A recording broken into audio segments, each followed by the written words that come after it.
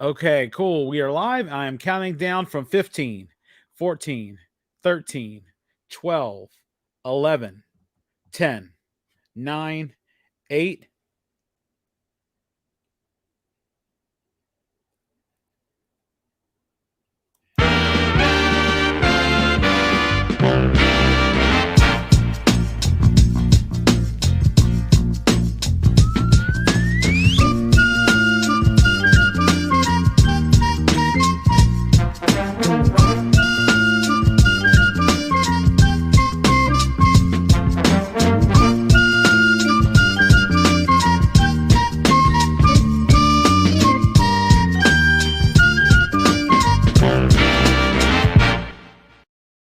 Good evening, everyone. This is Earl Holland, and we are live for another Sports Refuge podcast, MLB playoff preview live stream. And this time we are talking about the Oakland A's. They were in the run for the wild card spot for a majority of the season. In fact, they led the American League East for a bit before the Astros made their charge. But here with me to talk about the A's and their season is longtime A's fan Chris Posadas. Chris, I really appreciate you taking time out of your busy schedule to do this, and I really do appreciate it. All good, man. Thank you. Thank you for having me, man. Oh yeah, definitely. I know it's interesting. The story is you reach out to somebody, they lead you to a mutual friend, and all this other stuff, and that's how it works. I mean, I feel like networking is the way to go nowadays, especially in this internet world. Yeah, it is, right? And you're paying me, right? Only in compliments. Only in compliments. I don't want those. Those are worthless. I wanted to get into the interview and start right away. Okay. How long have you been an A's fan, and what made you decide to choose the A's? For as long as I can remember, I've been an A's fan. My dad was an A's fan. My mom's an A's fan. Actually, like I can't remember not being an A's fan, so I was kind of like grandfathered into it. So pretty much my whole life, man. It's crazy. Where I'm at in Delaware is interesting. I knew someone whose dad used to be a fan of the Philadelphia A's. That's at least the 50s and 60s. So, and he said, yeah, he remember go to the Shibe Park and seeing the A's play. And what's even crazier, if you ever make it to Philadelphia, right out in front of Citizens Bank Park is a picture of Connie Mack. Nice. The Philadelphia A's, the Oakland A's, Kansas City A's logo, basically there, just talking about Connie Mack and his impact on Philadelphia and everything. And, it's crazy when you see, something that you're so familiar with on the West Coast have like a little bit of a presence here on the East Coast. Yeah, it's crazy. That's when he used to wear suits to all the games, right? It was you imagine if the coaches wore suits now. It was like, okay, this looks out of place, man. Are they selling the team? Like, what's going on? Yeah, I think by the time he was like 70 or 80, they probably were better off just selling the team. They went down a rabbit hole, and then it went to Kansas City, and then Oakland. Here they are. Yeah, now they're trying to leave since 2004 again. So yeah, it's rough being an A's fan, man. I wanted to ask, what is your biggest Oakland A's memory? I'm not sure how far back of a fan you go. Do you go back to the Moneyball days? Do you go back to the Bash Brothers days? Any further than that? I don't know. I'm curious. So I go back to the Bash Brothers days, and actually the first game that I ever remember going to, it was actually Nolan Ryan's no hitter at the Oakland Coliseum, and I remember we were sitting up in the upper deck behind home plate, and as it got deeper and deeper into the game, the pop in that glove just got louder and louder, and you hear no hits. You know what I'm saying? So it's just that was the first memory I have. The most memorable moment. Oh, what you got? You got a train running through the house right over there? Yeah, I have my timer on just to make sure. Okay, I'm not gonna miss this. The most memorable moment for me though was watching Scott Hatterberg hit that home run to finalize the 20-game win streak, because we all thought that it was over there. I made it to 3 of the games during the run, so that was pretty cool. But man, that home run in the right field, we were supposed to go, we didn't go, but that's probably for me the most memorable. Going into the season, what kind of expectations did you have for the A's?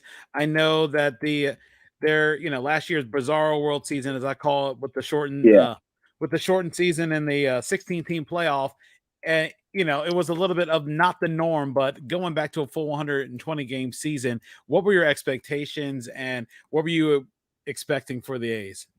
I mean, the last leading up until this year, they've really overachieved. They weren't expected to do as well. Kind of actually like how the Giants are, played out this year. Nobody expected them to do as well as they did. But I was expecting them to be, one or two. I was expecting probably one of the wild card spots. But injuries happened. When Laureano went out, I was like, oh, that's going to hurt the team because defensively, it was like having Cespedes where he can limit the extra base hits because of his arm. So people don't run or try to extend any hits. So looking at a lot of how it played out, it's disappointing. But as an A's fan, you're kind of used to it. But I expected them to make the playoffs, especially giving 3/4 of the season that they were one of the top teams in the majors. Was there a particular game or moment that you're thinking, yep, they're going to the playoffs?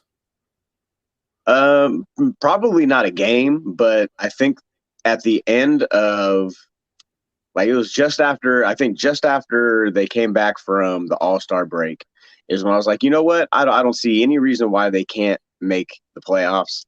And then you had a couple injuries, and then it was a nice pickup to go get Starlin Marte. I thought that was pretty good because Jed Lowry, to me, I love Jed Lowry, but that dude has no range over there in the infield. But he can hit.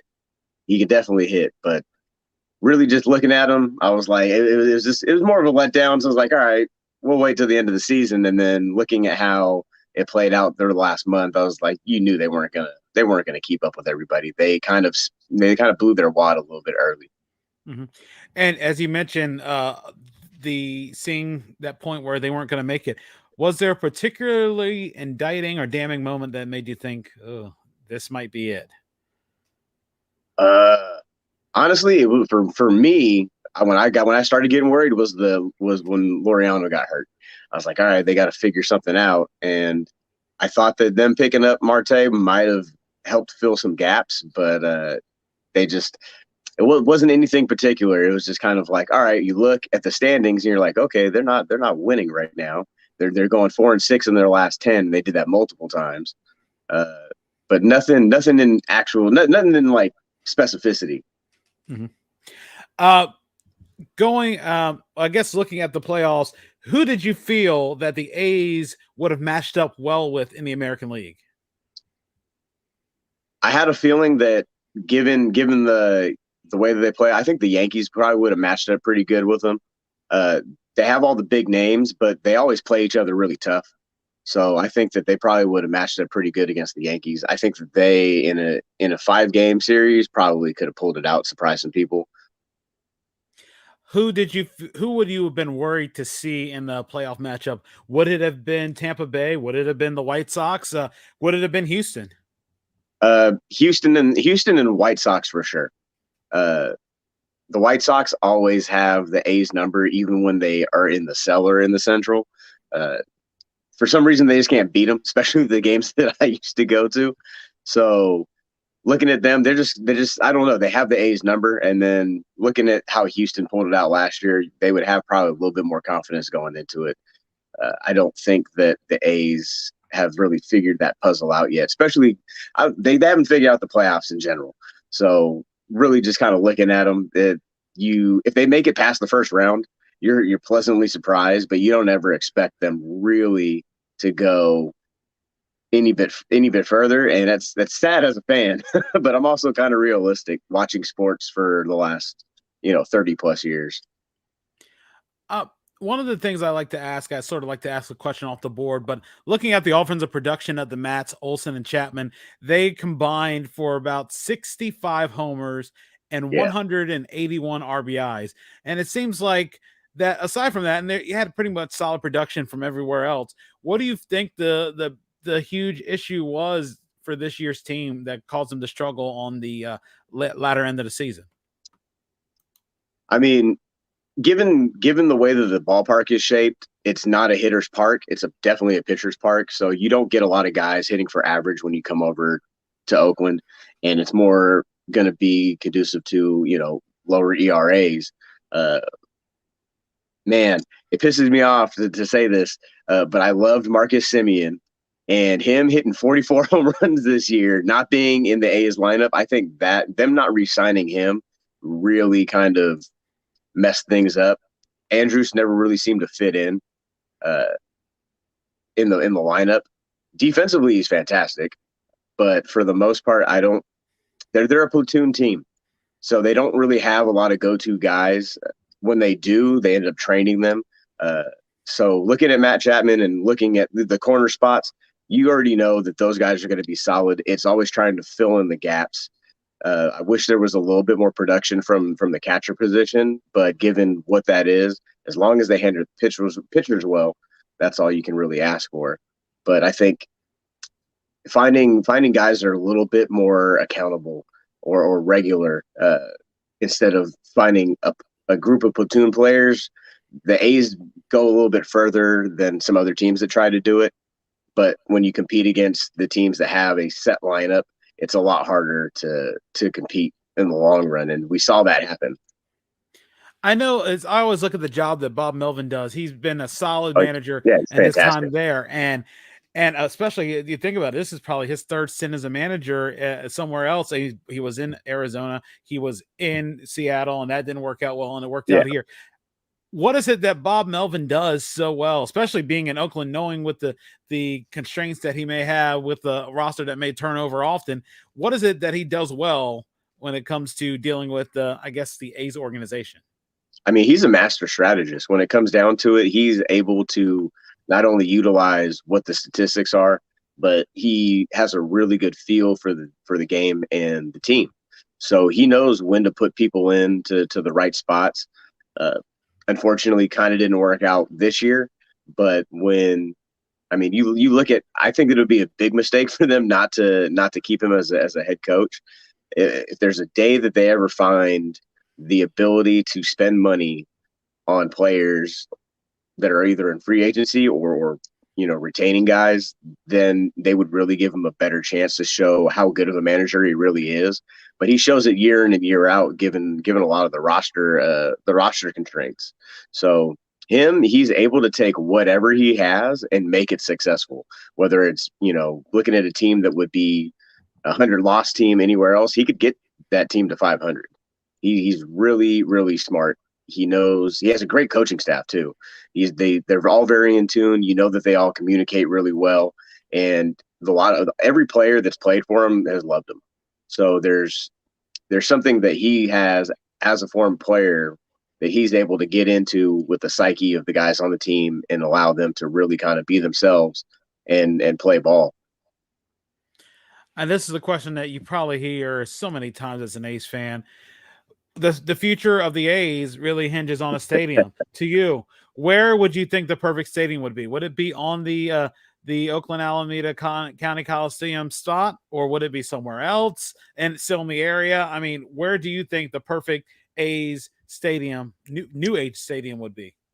I mean, logistically, it makes sense to stay where they're at because they have a lot of transit right there. The bus drops people off right at the BART station, and they have a walkway that goes right over to it, and the BART station drops off right there. They have two exits on either side from the freeway, and it doesn't make sense to move them into Howard Terminal because that would just be a complete debacle.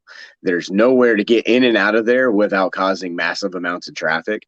And was it 2004? One of my friends worked for a land developer that was friends with Sandy Alderson, and he set up a meeting between the land developers and Lou Wolf and his team, and they made their presentation for a downtown stadium right by Lake Merritt, one down in Howard Terminal, and then another one restructuring the current lot. And after they did their presentation, Lou Wolf got up, shook hands, and bounced. So they weren't even trying to stay, even though I saw the plans and a lot of them made sense. But to not utilize the land that they're already on is kind of ridiculous because it's already made. all you have to do is knock down the Oracle Stadium where the Warriors are playing, and then you can put a whole little city in there with shops. You have like a little mall. You could put in a lot of food there, things for kids, and it would just make the most sense to keep them exactly where they're at. But the ownership has shown in the past and recently that they don't want to stay in Oakland, which is unfortunate because that's going to take a lot of jobs away from the community, that work there and have worked there for the last, 20, 30 years. I'm assuming them revamping the Coliseum, Mount Davis is the first thing to go, right? Oh, absolutely. I'd be fine if they just redid it to the way it was in the 80s, where you had the snack bar in left center and a little grass outfield, and it was opened up a little bit so you could see out of the park. But the way that they restructured it when the Raiders came back absolutely destroyed the feel of baseball. So every time you went to a game there, and a lot of people don't like going to A's games just because of the stadium, because it's not really conducive to a fan experience when you go to other parks, especially right across the water when you go to the Giants ballpark. It's beautiful. It's definitely something that you want to go take people to. It's Instagrammable. Oakland is not, but that's the thing I like about the Oakland fans though, is that the stadium alone doesn't matter as much as what's on the field. And that's really where I think it separates a lot of people as A's fans from a lot of other fans, is because we love the team, regardless of how much they've abused us and lied to us and say, we're going to stay rooted in Oakland and all these other slogans. They still show up. And now we go to the World Series prediction. I mean, honestly, I don't know how to follow that up, but I was like, yeah, that's pretty deep. I mean, yeah, and knowing, before we go into that prediction, knowing the history of the A's, and especially, unfortunately, it seems like they're the transient team because, they had one city, then they became a second-class citizen in that city, and then they go to Kansas City, and then Charlie Finley wants to move them out of Kansas City, and then they move to Oakland, and then all of a sudden Charlie Finley can't afford them anymore, and then it goes to the Haas family, and it goes to the Wolves and to the Wolf family and all that other stuff. I mean, it's a situation that, I mean, unfortunately, there's cities chomping at the bit who want an MLB team. There's all this talk about Portland, but you're going to have to deal with the Mariners. And then there's this rumor that, because I hear it on the East Coast about, Tennessee's Nashville's looking for a city, which everybody's saying they're pegging the Orioles to end up going there, but I doubt they're going to end up going there. Or Montreal, and that's Tampa Bay's issue.